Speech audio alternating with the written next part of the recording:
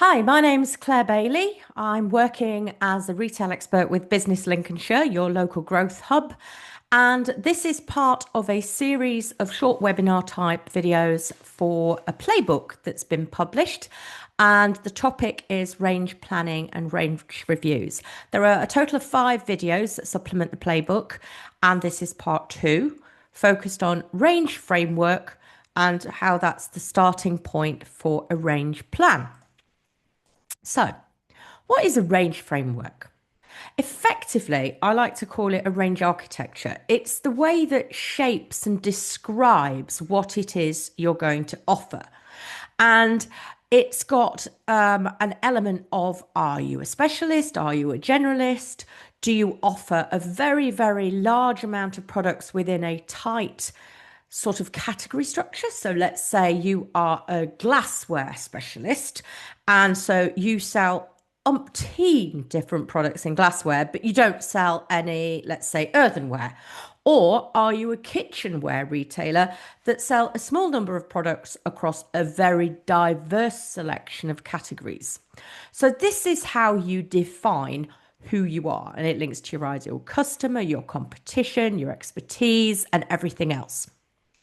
Alongside that, you also have to consider what is your SKU count, SKU being stock keeping unit.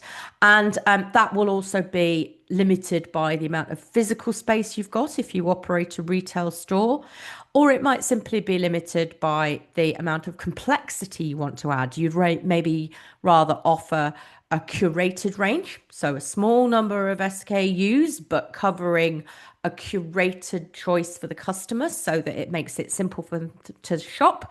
Or you might want to offer a diverse range of SKUs, giving the widest possible choice. And then within that, you have the category split. So I used the example of kitchenware earlier. It might be pots and pans, it might be Pyrex dishes, oven dishes, plates, cutlery. Or if you're a specialist, it might be much, much tighter and narrower in terms of diversity, but broad in terms of choice within that one specialist area.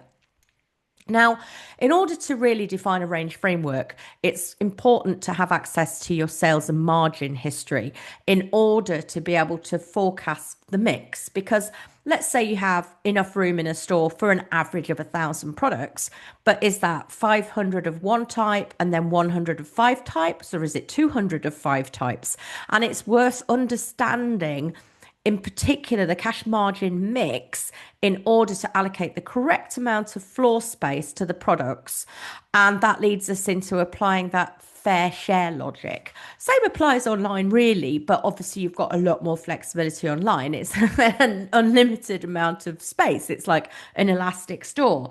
Nonetheless, you don't want to overwhelm and confuse your customers. So using fair share logic, but also looking ahead at what you might think are the next big things, or you've seen some trend information or data from like Mintel reports that you can get access to from places like the British Library, for example. That could give you an indication of what might be an area where you give what historically looks like an unfair share, but you're testing the water to see if it's a growth area and so on. And the other thing is to make sure the range framework avoids duplication. The last thing you need is your own products to cannibalize sales from each other, and it should focus on profitability. So you do need to make sure that you've got what we call the cash cows, the margin drivers in prominent positions and taking up a fair proportion of the range. And then you can have more interesting products which might become the stars, or they might become the dogs. You just don't know, but it'll be new introductions. So you keep some continuity there in the framework so that you know you've got some guaranteed profitability, and then you can tinker with perhaps things that are a little bit more interesting, add newness and excitement for customers.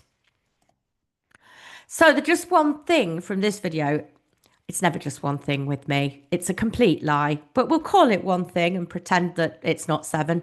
Um, you need to actually start looking at your sales data. If you've got EPOS, this is a whole world more easy than if you haven't. But review all your product sales data for at least the last 3 to 6 months. It depends on your own seasonalities, of course, and whether you're in fashion or in a more consistent and stable type of retail outlet. And what I would suggest is that you just use a simple spreadsheet structure, all your products, the SKUs, by the actual cash margin they've delivered in that time frame. So from a mathematical point of view, that's the pounds value delivered. If the data is in sales, but you have percentage margin, you just need to do a little formula so that you can work out the cash margin. Because I've met loads of retailers who think that their top seller is the product that sells the most by value or volume. But actually, their top performer is not necessarily their top seller. It might have a lower margin. And something that's ranked at, seventh best seller might be the one that delivers more cash in the real terms. And so it's really important to look at the top and bottom performers by this cash contribution. You want to keep really never out of stock of your top cash margin drivers up until such point as you feel that they're dropping off. And you should try to think about getting rid of the things that are right at the bottom. So you're culling the stuff that's got no particular value to the business, and you never go out of stock on top margin drivers. But there's one caveat to that, and that is to make sure that if you have it, look at receipt level data. Because what if those bottom performers regularly appear in the baskets, which are also included with high profit performers? Does that mean that customers buy the high profit item because of the low profit item? Or does it mean that it's just a top up? You need to be quite aware of culling something just in case it has an impact on future performance. So that's it for this little short one. For more information, if you haven't already seen this video via the full playbook, you can find the playbooks, all 5 of them, at businesslincolnshire.com/programs/retail-accelerator-program. Obviously, this is the YouTube channel where there's 5 different threads, all to do with the playbooks, and you can find it all here. And if you would like more information and support, you can contact your local Growth Hub advisor via businesslincolnshire.com/contact-us. Thank you for listening.